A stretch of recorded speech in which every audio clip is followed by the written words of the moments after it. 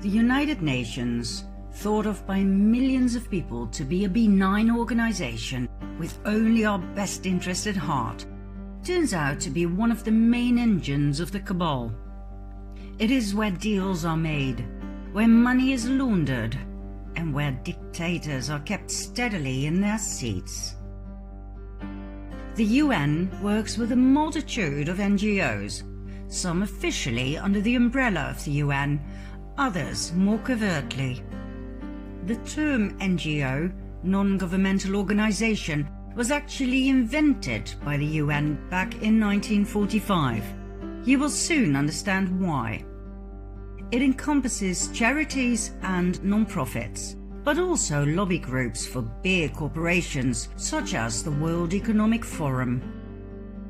At this moment, 5,500 NGOs have consultative status with the United Nations Economic and Social Council. This means they have a formal relationship with the UN and are allowed to participate in the work of the UN.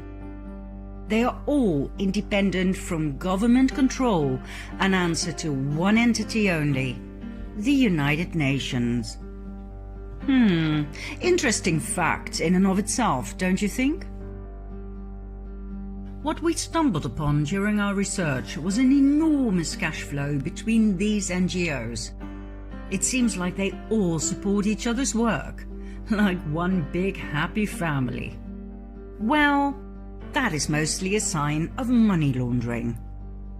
Mind you, there are big names involved here. The Bill and Melinda Gates Foundation, the Buffett Foundation, the Ford Foundation, the Turner Foundation, the Rockefeller Foundation, the Clinton Foundation. Big names moving around even bigger amounts of money. Their financial reports seem impeccable, of course, but the money flow gets lost in the abundance of NGOs involved, the non-specific destination of the billions of dollars moved around like grants to recipients. What does that mean? And the existence of alliances of NGOs that makes things even less transparent. Like for instance, the Fund for Shared Insight, a group of 7 funders, and a pool of financial and other resources to make grants to improve philanthropy. Nice and vague. Let's have a look at the Rockefeller Foundation.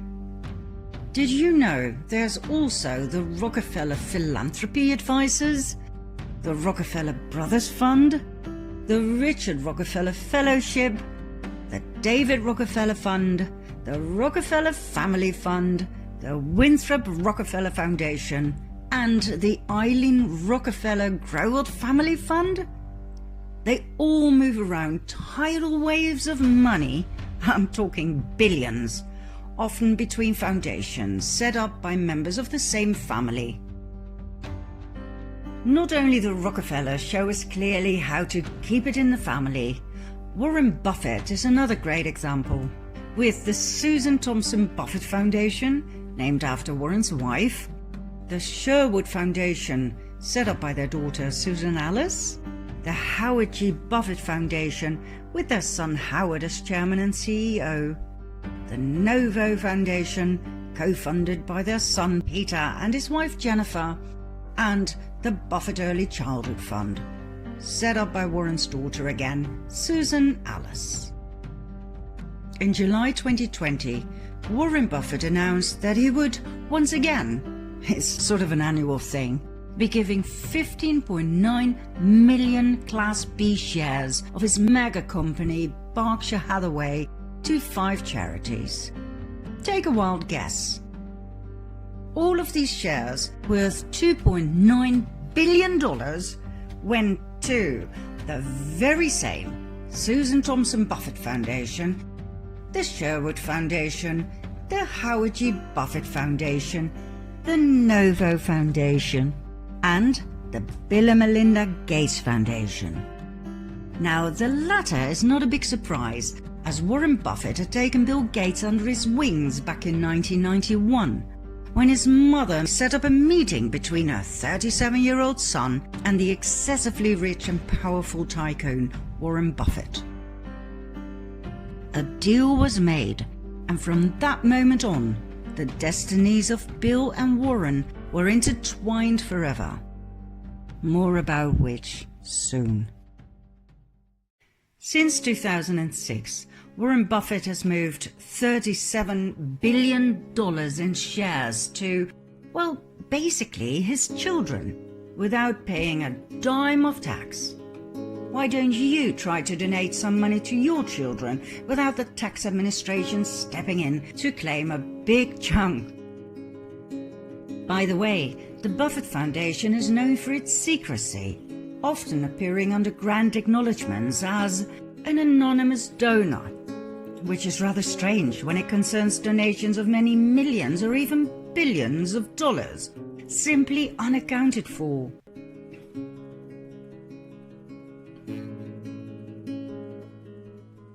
But like we said at the intro of this episode, these NGOs, no matter how big and powerful, are independent from government control.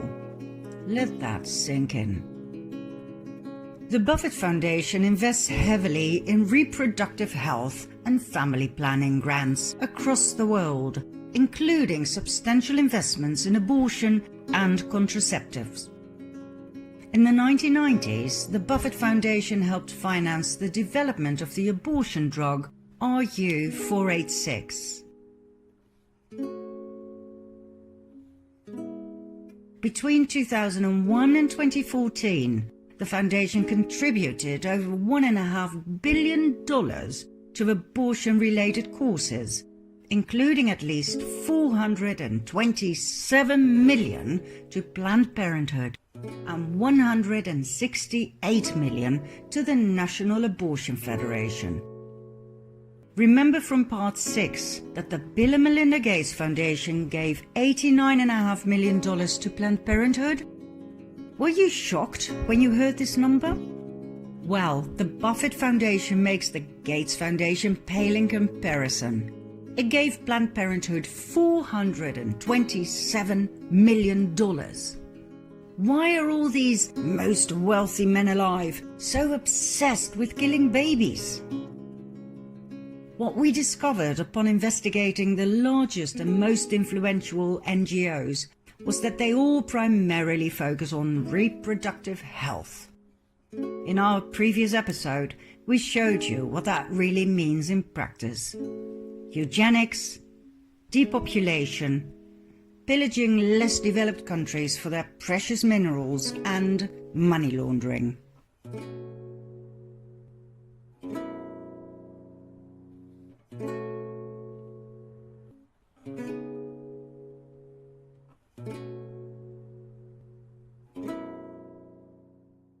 One of the brilliant moves when it comes to money laundering is the transfer to subsidiaries, also known as child companies, to make things even less transparent. Let's have a look at some examples. Ever heard of Arabella Advisors? Probably not. Yet you should. Here's why. Arabella Advisors is a for-profit consulting company founded in 2005 by former Clinton administration appointee Eric Kessler. According to Arabella's own website, they provide strategic guidance for effective philanthropy. Effective philanthropy, huh? Let's see what that means. Arabella claims to have carried out more than 150 projects for clients that are worth more than $100 billion. Not exactly a small fish, right? What else? Arabella manages 4 non-profits. And this is where it gets interesting. The New Venture Fund, the 1630 Fund, the Hopewell Fund, and the Windward Fund. These 4 non-profits serve as accelerators for yet another range of non-profits that, according to several investigative sources, are fake organizations that are little more than a website and a suite address. Now, we dove into Arabella and its 4 minions because we saw them appear time and again in the midst of the giants, such as the Gates Foundation, the Rockefeller Foundation, etc. As we'd never heard of them before, we decided to look into them. It took us many 24/7 weeks. Never before were financial reports so confusing, so non-transparent. Arabella Advisors and its 4 non-profits use tax regulations to the max, moving money from C3s to C4s, which is more profitable when it comes to tax deductions. Thanks to the pass-through arrangements, funding is passed from one organization to another, making it difficult to trace where a donor's money ends up. As we searched for weeks, our astonishment grew. Then we ran into the work of Capital Research Center. Our findings collaborated with those of their researchers like Hayden Ludwig, who described Arabella as a dark money monster and the left's best-kept secret. Arabella is the left's best-kept secret that proves something money and politics reporters have failed to notice. Non-profits, not the parties, drive our politics. Since Arabella's inception, it's sponsored roughly 340 groups. These fake groups rarely disclose their relationship to Arabella Advisors or any of its 4 in-house non-profits. Nevertheless, many of them accept donations from the public, funds which go to Arabella's non-profits. This system also allows these groups to hide their funders, since it's virtually impossible to trace individual grants to Arabella's 4 non-profits to any particular fake group. These 340 pop-up groups are slick websites posing as grassroots activist groups that can appear and vanish in an instant. Since 2006, this network has pumped a stunning $2.4 billion into politics.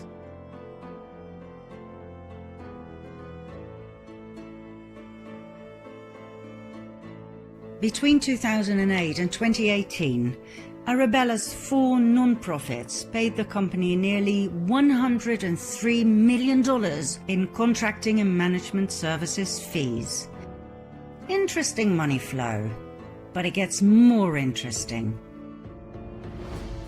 According to various independent researchers, Arabella and its 4 non-profits equal dark money. Dark money is money raised to influence elections. This money is raised by non-profit organizations that do not have to disclose the identity of their donors. In other words, a complete lack of transparency where it concerns millions and millions of dollars, all aimed at one goal and one goal alone: influencing the outcome of elections, or more concrete, making sure the Democrats win at all cost.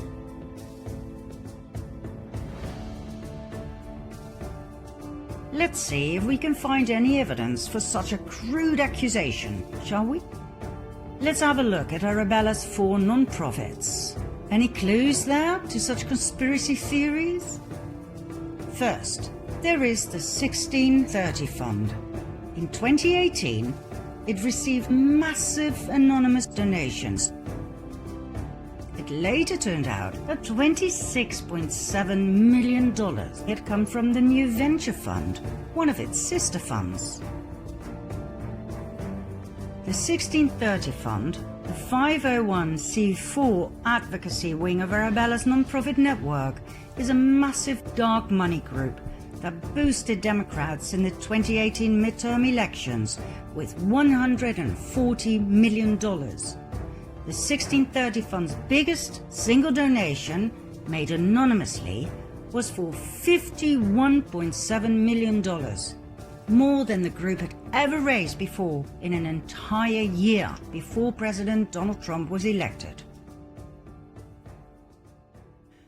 One of 1613 Fund's projects, or pop-up groups, is Demand Justice, an anti-Trump organization.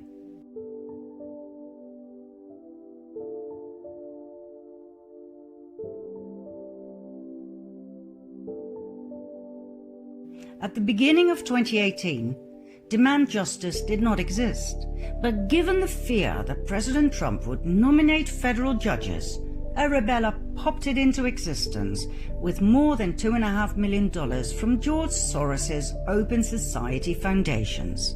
It was the same organization that blasted Justice Brett Kavanaugh during his Supreme Court confirmation.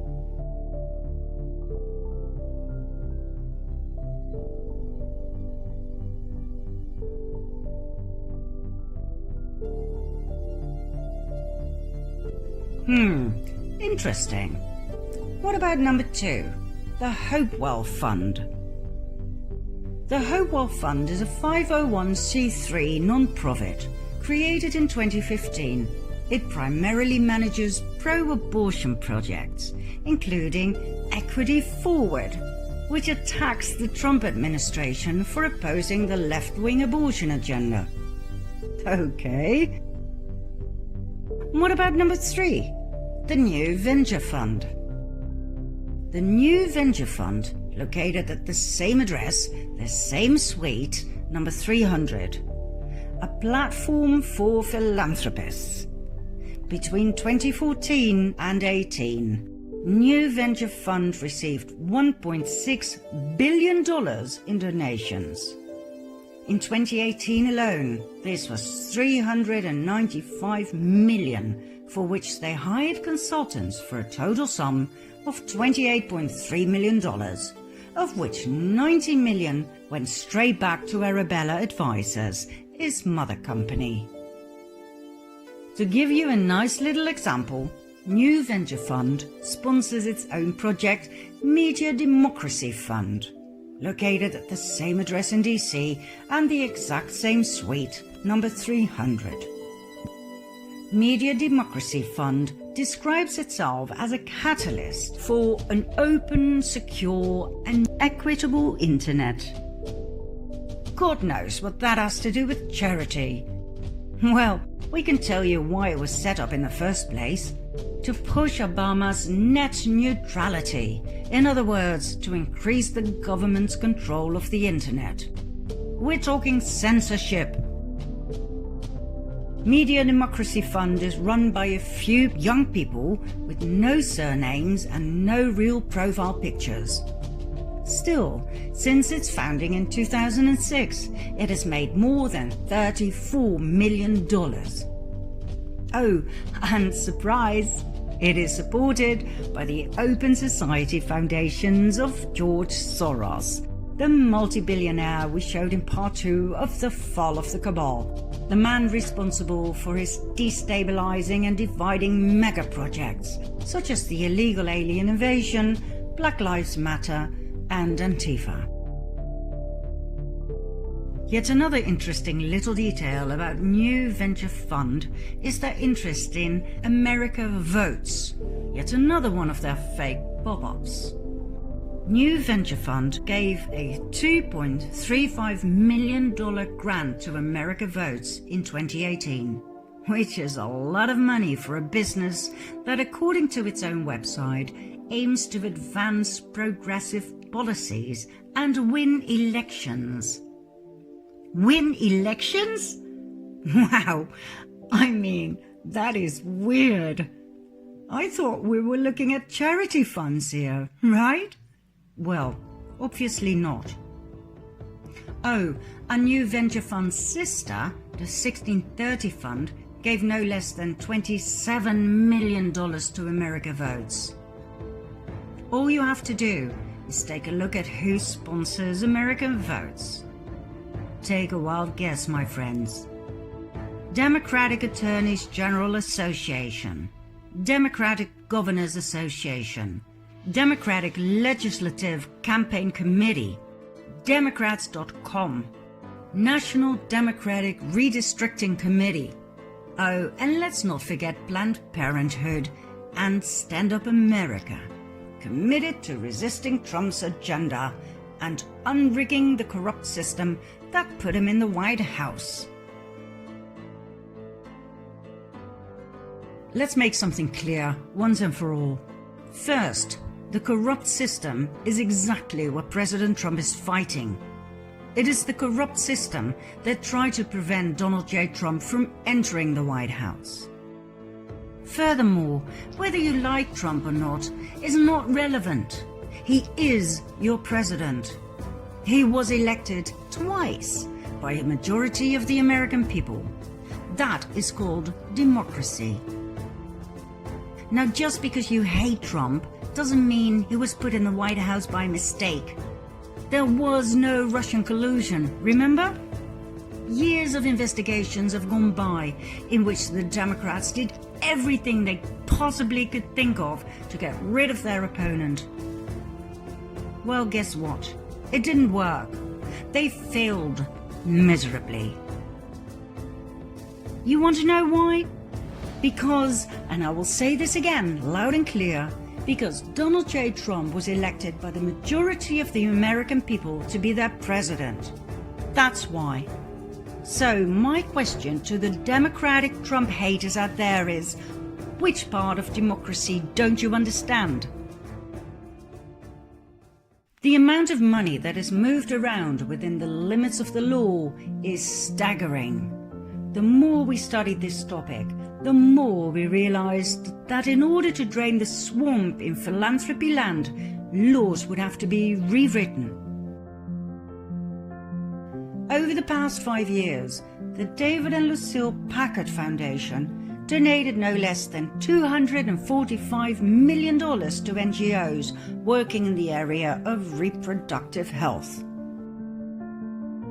Remember these names, they will return again and again.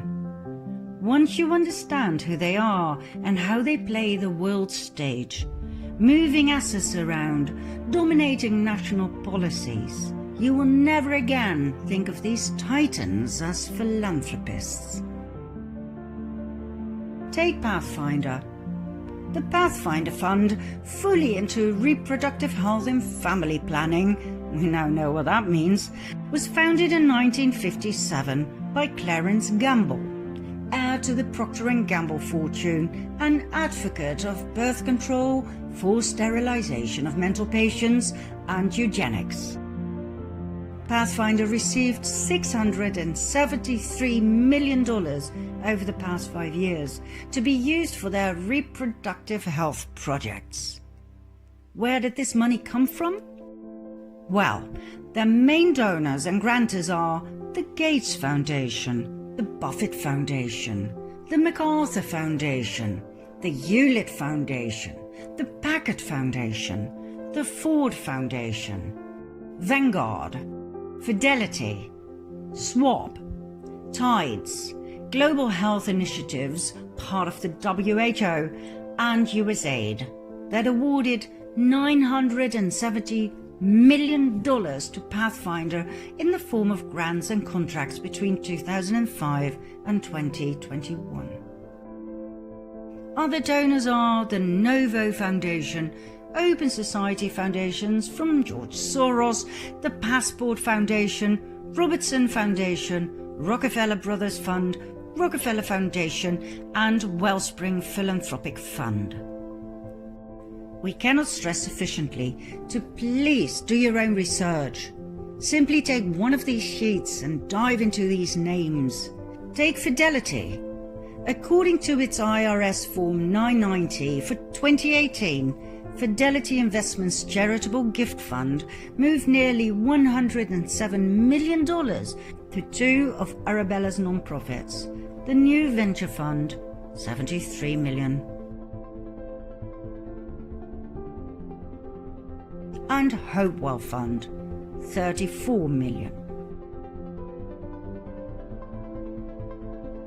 We can, however, assure you that you will get stuck in the spiderweb of C3s and C4s, and that's where you will meet the end of transparency, if it ever was there in the first place.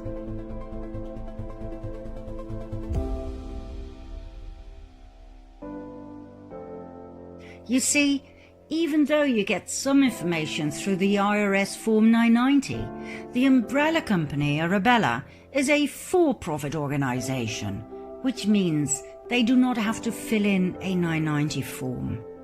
That's where darkness sets in. As in, indeed, dark money.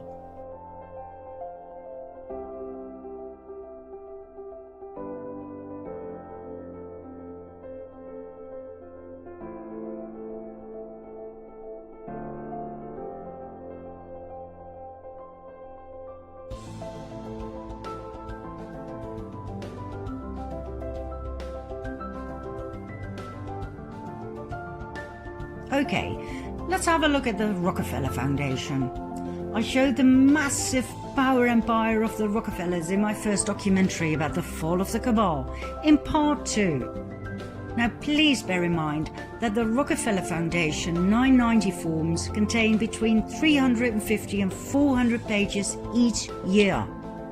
So what we did, after having studied each and every one of them, we narrowed it down for you by highlighting some anomalies, those donations that jumped out for their numbers and or recipients.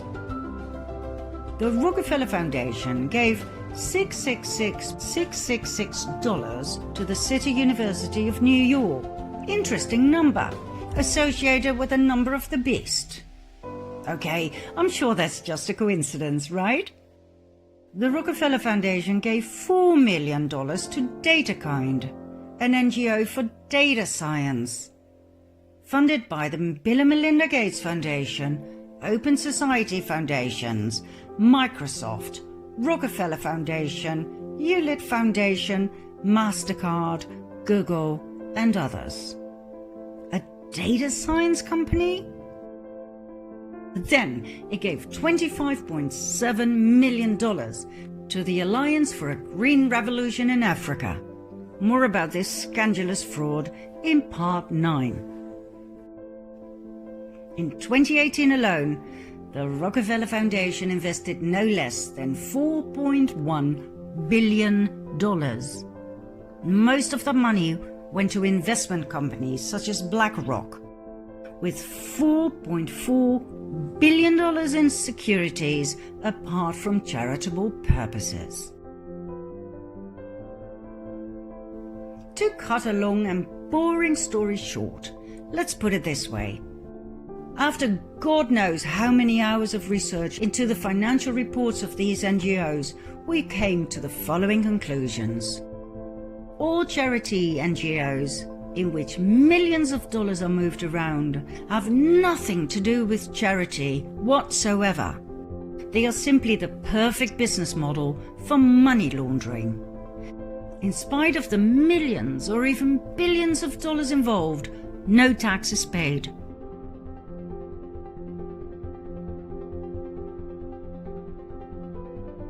The astronomical amounts of money are, apart from being laundered, transferred to support the Democrats and their agendas. Think abortion facilities and other family planning and population control topics. As such, it is the non-profits that drive US policies, not the political parties. Most charity money goes directly to Wall Street, to Nasdaq and other stock exchanges, where it is invested in, well, anything lucrative. Those are projects you do not get access to unless you have a certain clearance level. It could range from legal to illegal investments such as drug and human trafficking. Arabella helps its clients implement centre-left political agendas through sometimes risky programming investments. So, our question to you is this.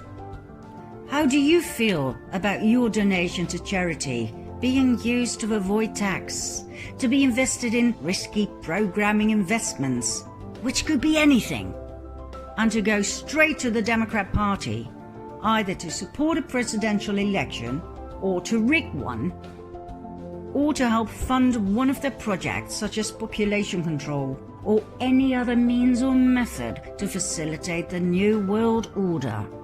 How does that make you feel?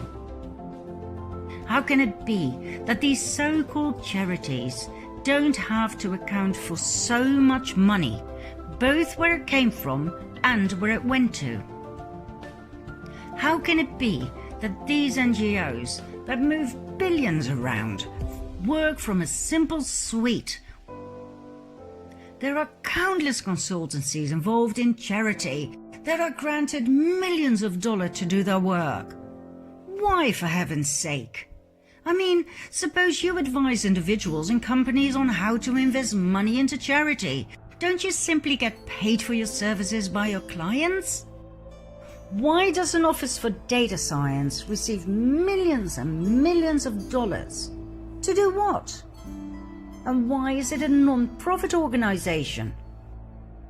Why does it have major sponsors such as the Bill and Melinda Gates Foundation, the Open Society Foundations, Microsoft, Rockefeller Foundation, Hewlett Foundation, MasterCard, Google?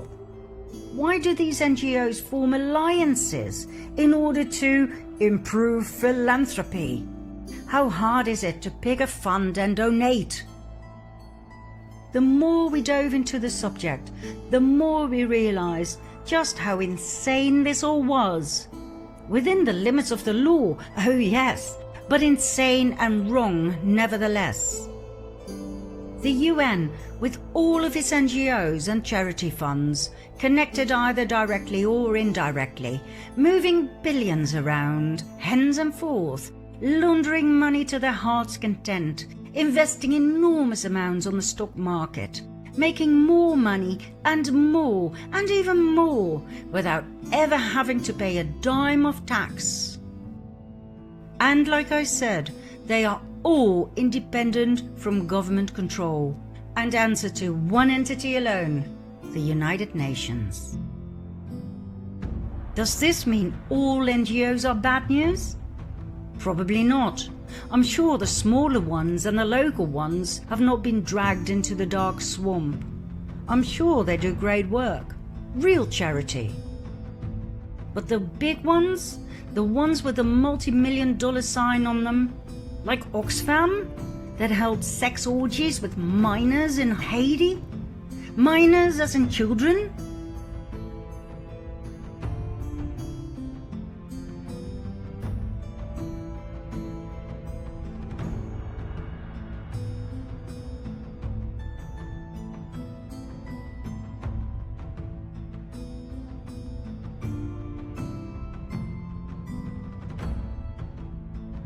Like the Red Cross, that after a history of discrimination of black and gay people whom they refused to help during times of despair, collected $500 million for Haiti in 2010 after the devastating earthquake and used that money to build 6 houses? When you find out how much the presidents of those NGOs make, will you donate money ever again? So, where does all of the above leave us? In a big, sticky, criminal spider web, with hungry spiders everywhere. One of those spiders is the Bill and Melinda Gates Foundation. Follow me to part 8.